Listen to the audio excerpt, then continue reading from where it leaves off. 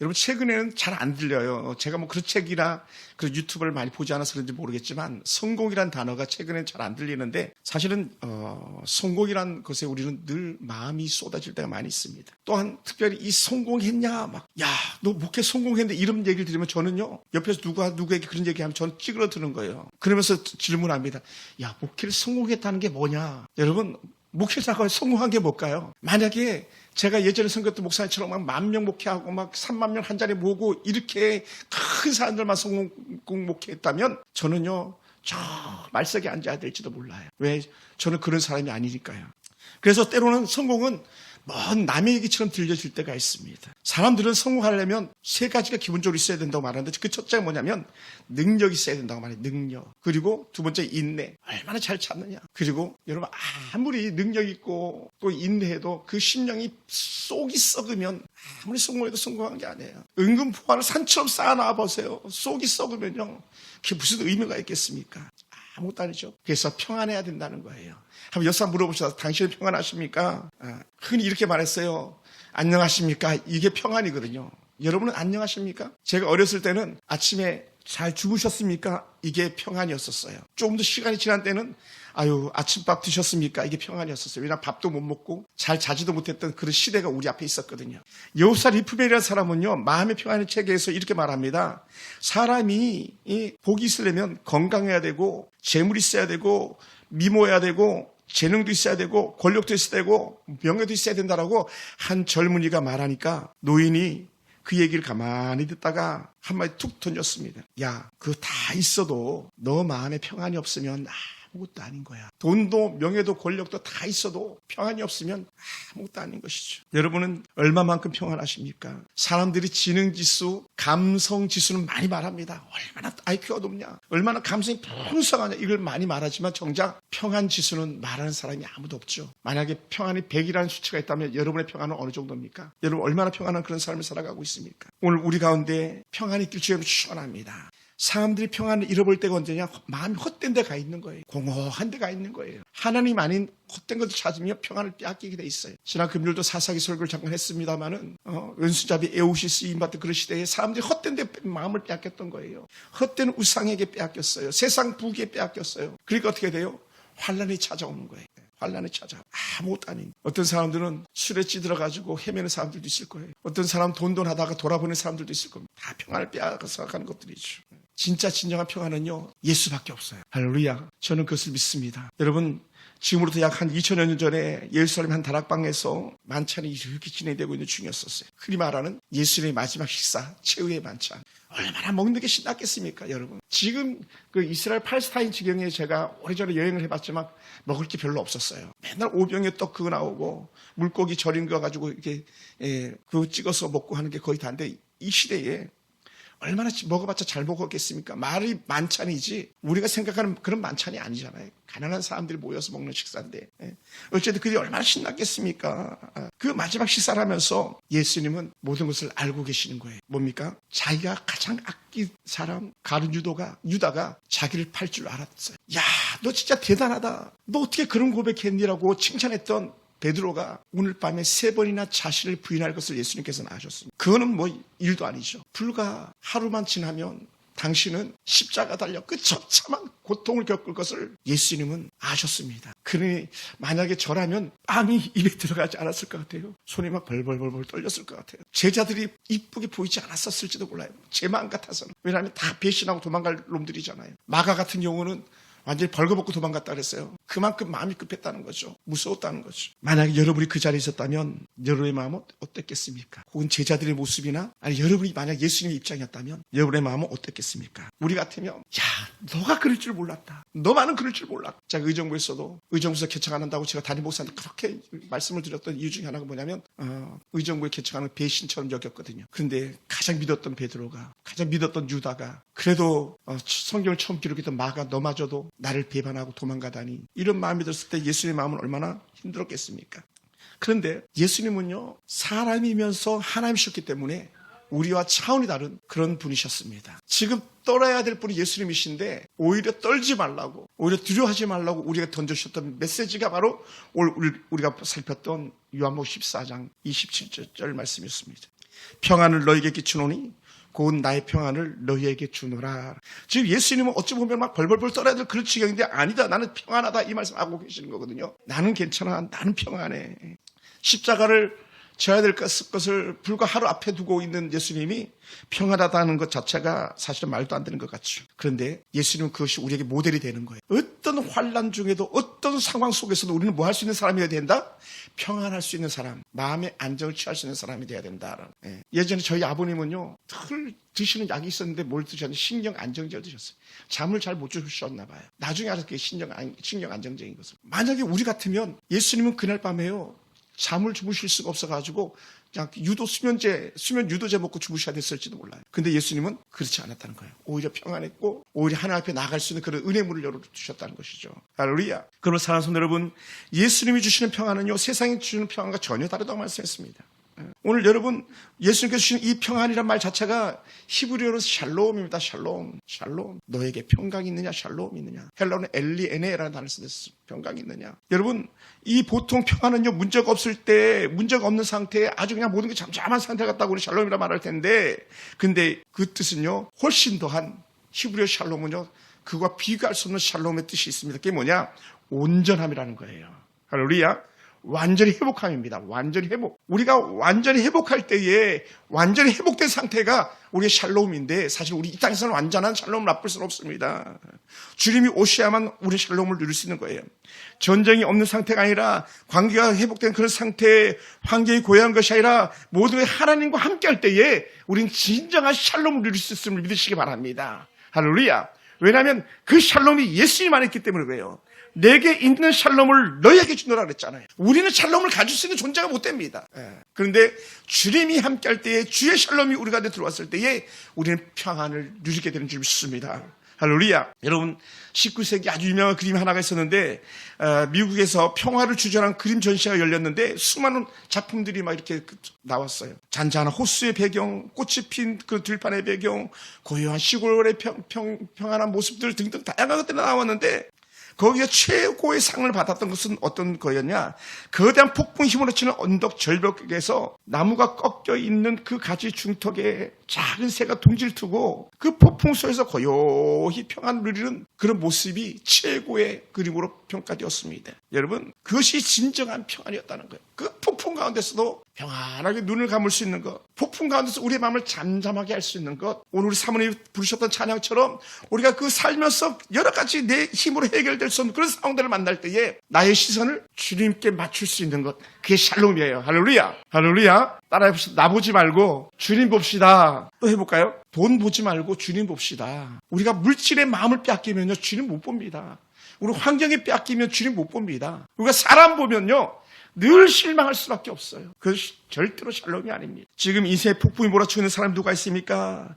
예수는 폭풍을 당장 없애주시는 그런 분이 아니라 오히려 폭풍 속에서도 주님과 함께 하는 것을 느끼는 그 샬롬, 그것이 여러분과 함께 있기 원합니다. 그래서 제가 늘 말하잖아요. 기도할 때는 펑펑 울고 기도하고 일어서서는 그 평안을 가지고 웃으면서 찬양하면서 내려가라 그랬잖아요. 그게 샬롬이거든요. 기도하기 전에는 몰아치는 두려움이 있는 거예요. 기도하기 전에는 몰아치는 폭풍이 있는 거예요. 근데 기도를 마치고 나면 뭐라고요? 맑은 바다라 했잖아요. 기도하기 전에는 저 뱃사공 어쩔 줄 몰라 하니 그랬는데 기도하고 마치니까 샬롬이 찾아오는 거죠. 그리고는 시편의 고백처럼 자기가 가고 싶었던 그 소원의 항구에 다다르는 은혜인 것이죠. 할렐루야.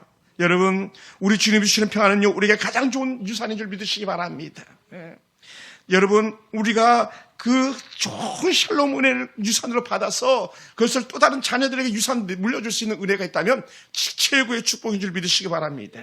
저희 아버님도 폐암, 간암으로 소천하셨지만 한 임종을 앞둔 아버지가 이렇게 말기암 판정을 받고 얼마 남지 않은 날을 갖다 병원에 보내면서 이렇게 말했습니다. 아들에게 편지를 쓰는데 아들에게 이렇게 말을 했어요. 두려워하지 마라. 내 곁에 하나님이 계신다. 넘어져도 괜찮다. 일어나면 된다. 내가 무슨 일을 해도 나는 너가 자랑스럽다. 그 어린 아들 두고 떠나는 아버지의 메시지는 두려워하지 마라 라는 거였어요. 아빠가 없어도 두려워하지 마라. 그 후에 이 아들이 그 아버지가 남기고 간 그 편지를 갖다가 늘 가슴에 품고 살았답니다. 비록 아버지가 남긴 재산은 없지만 아버지가 좋은 것을 많이 물려주지 못했지만 아버지의 말 한마디 하나 두려워 하지 마라. 이 말 한마디가 그 아이에게 사로잡혀 있었다는 거예요. 사랑하는 성도 여러분, 오늘 우리 주님께서 이렇게 말씀하십니다. 내가 너에게 평안을 끼치노니 라고 하는 말은 뭐냐면, 이 단어를 원어적으로 해석해 보면요, 나 간다, 그 대신 너 잘 있어, 이렇게 얘기한다는 거예요. 잘 있어, 너 잘 있어. 떠나면서 내가 남겨주는 것이 있는데 그게 평안이다, 그게 끼친다는 거예요. 내가 평안을 주고 간다, 이 말이 그 평안을 주고 간다. 너에게 샬롬을 주고 간다. 그러니까 예수님께서 유언장을 하나 건네는데, 유언장의 가장 핵심 주제는 뭐예요? 샬롬이라는 거, 샬롬. 할렐루야. 우리는 이렇게 유언장 나중에 썼으면 좋겠어요. 우리 할머니도 잘 들으세요. 뭐라고요? 아들들에게, 야, 나 예수 잘 믿다가 천국 간다. 너도 예수 믿어야 된다라는 거예요. 아멘, 아멘. 그게 이게 다른 곳에 우리 남규수사님 딸 국수 잘 팔고 사위 국수 잘 파는데 사업 잘 되는데, 얘야, 너 국수 잘 파는 것도 좋은데 내가 믿던 하나님 믿다가 너 나랑 훗날에 만나자, 이래 얘기해야 돼. 할렐루야. 우리 권사님, 그죠? 그래. 정수가 나 예수 잘 믿다가 평안하게 천국 간다. 너 나중에 천국 가서 나 만나고 싶으면 예수 믿어야 된다. 샬롬. 이 유언이 돼야 돼, 유언. 야, 내가 돈 많이 못 남겨줘서 미안해. 내가 너한테 잘 못해줘서 미안해. 이게 아니고 예수 잘 믿으면 너에게 평안이 있다라는 것을 갖다 말할 수 있는 오늘 저와 여러분 되기 원합니다. 할렐루야. 여러분, 예수님이 십자가로 가시면서 제자들에게 뭘 남겼습니까? 돈을 남긴 것도 아닙니다. 권력을 남긴 것도 아닙니다. 예수님께서 남겨서 평안이었습니다. 그러니 예수께서 하셨던 말씀, 내가 너에게 주노라. 그리고 계속 주겠다라고 하는, 현재 실행으로 계속 주고 또 주고 계속. 여러분, 그럼 오늘 예수님은요, 단순히 2000년 전에 제자들에게 주었던 그 샬롬이 그들에게만 끼친 것이 아니라 오늘 저와 여러분에게도 여전히 샬롬의 은혜로 주신 줄 믿습니다. 할렐루야. 제가 최근에 이 설교를 준비하면서 알았습니다. 학교 다닐 때 팍스로마라는 단어를 많이 썼어요. 팍스로마. 이게 뭐예요, 팍스로마? 설교를 준비하다 보니까 이렇게 말해요. 로마의 평화예요. 로마의 평화. 로마는요, 그 당시, 예수님 당시에 로마는 가장 평화로운 도시라고 사람들은 말합니다. 그리고 그 로마가 전 세계를 거의 지배할 만큼 영향력 있는 그런 나라였었습니다. 근데 이 로마에 팍스 로마가 있었습니까? 없었어요. 이 말이, 그들이 말한 게 팍스 로마, 평화의 로마였죠. 그 평화의 로마는요, 어디에도 없었어요. 왜 그랬는가? 그 로마를 지탱하기 위해서 수많은 노예들이 그렇게 살아야만 했거든. 팍스 로마로 말하는 그때에 어떤 그리스도인들은요, 사자에 뜯기고 이리에 뜯기는 그런 상황들이 있었거든요. 검투사의 칼에 수도 없는 그리스도인들이 죽어나가고, 가난한 자들이 저 먼 곳에서 팔려온 포로들이 종로로 탈 때에 로마는 지탱될 수 있었던 것이지 팍스 로마는 아니었었습니다. 그럼 예수님께서 말합니다. 야, 힘으로 세워진 것, 돈으로 세워진 것이 평안이 아니라 내가 너에게 있음으로 평안한 것이다 라고 말씀하는 거예요. 할렐루야. 그럼 여러분, 집에 좀 돈이 많지 않고 또 때로는 자녀들이 좀 쏙썩여도요, 여러분 속에 샬롬의 은혜가 있길 주여 축원합니다. 여러분, 남편들은요, 쏙쏙이 돼 있는 게 남편이에요. 왜 그렇습니까? 남편인 이유가 있잖아요. 남의 편이라면서요. 그래, 쏙쏙인 게 당연한 거죠. 그럴 때 어떻게 돼요? 내 안에 샬롬을 찾는 거예요. 샬롬. 그렇지 않으면 해답이 없는 거예요. 예수님께서는 내가 너에게 주는 것은 세상이 주는 것 같지 아니하리라 했는데, 세상은 돈이 다 있으면 평안한 줄 알았어요. 건강이 있으면 평안한 줄 알았어요. 친구가 많으면 평안한 줄 알았어요. 그게 가장 큰 행복인 줄 알았어요. 아무것도 아니에요. 건강하면 평안하다는 말, 그러면 암 진단 받으면 평안하지 않습니까? 그렇지 않다는 거예요. 이번에 사진 걸고 그림 걸고 간 우리 집사님, 지금은 권사님 되셨습니다만 그분이 오셔가지고 얼마나 행복한 고백을 했었는지 몰라요. 암이 걸려가지고 거의 사형 선고받다시피 했었는데 살아나셔가지고 영향력 있는 그리스도인으로 다시 그림 전시를 하고 다시 그림을 가르치고 다시 주일학교 교사가 되고 쓰임받는 것이 그에게 진정한 샬롬이라고 말하지 않습니까? 돈은요, 있다가도 없다고 늘 사람들이 말했습니다. 돈은 우리에게 평안을 줄 수가 없습니다. 관계요, 언제든지 배반할 수 있는 것이 관계입니다. 베드로, 유다만 봐도 우리는 알 수 있잖아요. 아들, 딸들이요, 우리가 다윗의 아들들만 봐도 알 수 있잖아요. 자식들도요, 부모들도요, 우리에게 절대로 샬롬 줄 수 있는 존재들이 아닙니다. 단지 같이 살 수 있습니다만, 전적으로 우리는 하나님의 은혜가 아니면 어떤 가정도 여호와의 샬롬은 없습니다. 가정에 하나님의 은혜가 있어야 됩니다. 가정에 예수 그리스도가 살아있어야만 그 가정에 진정한 샬롬이 있는 줄 믿으시기 바랍니다. 목사님, 우리 남편 얼마나 착한데요. 착한 거하고 샬롬하고 또 다른 차원인 거예요. 할렐루야. 왜냐하면 착한 것은요, 하나님께서 주신 일반 은총이라고 말하는데 누구에게나 다 착한 마음을 주셨어요. 그 착한 마음을 사람들이 쓰지 않아서 그런 것이지. 사랑하는 성도 여러분, 그리고 그 착함이라는 기준은 사람이 말할 수 있는 것이지 하나님의 착함은요, 없어요. 예수 없으면 그 어느 것도 착한 게 아니니까요. 세상에 주는 평안은요, 조건이 사라지면 다 잃어버리고 말기 때문에 그렇습니다. 예수의 평안은요, 어디서 가장 큰 액센트를 찍어냅니까? 십자가에서요. 십자가에서. 할렐루야. 십자가에서. 예수님의 참된 평화는 십자가에서 다 이뤘다 하시면서 마지막 운명하시는 순간에 우리에게 온 세상 구주가 되심을 다 만찬에 선포하는 그런 시간이었었고, 우리 예수님이 죽으심으로 말미암아 우리에게 참된 샬롬을 주시는 성령이 우리 가운데 오셨기 때문에 그런 줄 믿습니다. 그래서 사도 바울은 로마서 5장 1절 통해 이렇게 말씀했습니다. 우리가 믿음으로 의롭다 하심을 받았으니예요. 돈 아닙니다. 행위 아닙니다. 믿음입니다. 할렐루야. 믿음으로 의롭다. 우리 주 예수 그리스도로 말미암아 하나님과 화평을 누리자. 할렐루야. 이웃이랑 친하게 지내고 이웃이랑 사이 좋게 지내고 이것도 되게 중요한 거예요. 절대 무시할 수 없는 겁니다. 근데 이것보다 훨씬 더 높은 차원은 뭐냐? 하나님과 화평케 하는 거예요. 할렐루야. 하나님과 진정 화평이 이루어지면요, 남편과 자녀와 이웃과는 자동으로 화평이 이루어지는 줄 믿습니다. 그래서 진짜 환경은요, 진짜 평화는요, 환경에서 오는 것이 아니라 하나님과의 관계 속에서 오는 거예요. 할렐루야. 하나님과 관계. 내가 하나님을 믿느냐 믿지 않느냐. 그러니까 여러분 생각해 보세요. 예수 없는 가정이 얼마나 힘들겠습니까?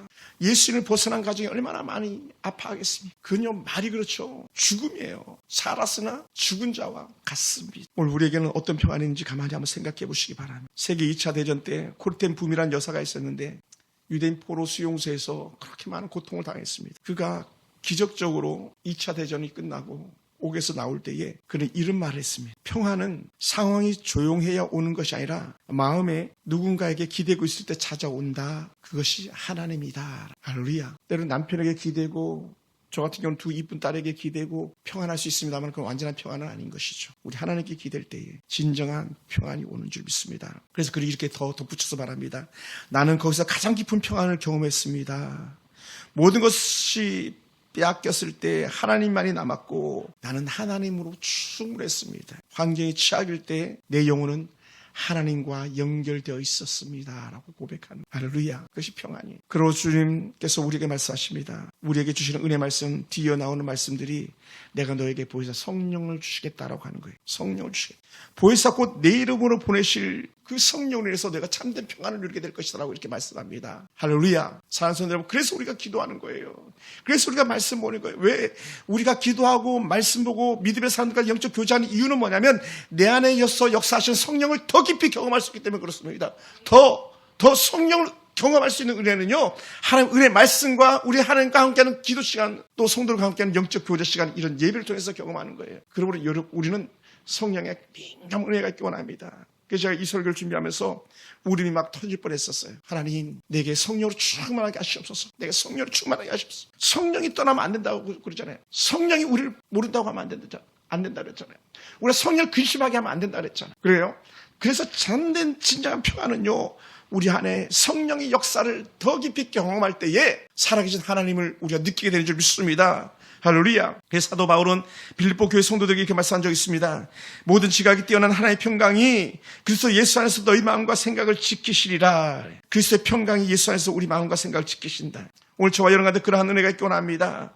예수님께서 우리에게 주신 참된 평안이 우리 안에 있길 원합니다. 할렐루야. 사는 날 동안에 우리 가운데서 늘 돕는 은혜가 있기 원합니다. 여러분, 우리는 그렇지 않는데요. 강남의 부자들은요, 어떤 사람을 늘 곁에 두고 있냐면요, 변호사들 늘 곁에 두고 있어요. 변호사. 그래서 미국 영화 이렇게 보면 그거 내 변호사에게 말하라고 그러잖아요. 변호사에게. 그거 나 신경 쓰기 싫으니까 내 변호사한테 얘기하라고. 변호사는 나를 대신하는 사람이거든요. 오늘 파라클리토스, 우리 주의 성령이 우리의 대변자 되어주시는 변호사잖아요. 성령이 우리를 위해서 말씀해 주시는 분이잖아요. 성령이 우리를 위해서 길을 지도해 주시는 분이잖아요.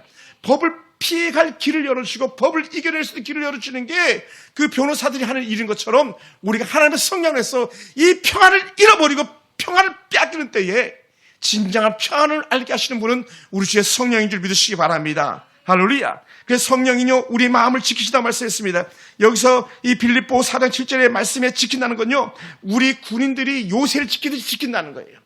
하나님이 하늘의 12영을 보내서 예수를 지키셨던 것처럼 우리를 지키시다고 말씀하시는 거예요. 할렐루야. 그때 진짜 평안이 오는 것이죠. 여러분, 트럼프가 잠을 잘 자고 있을 거예요.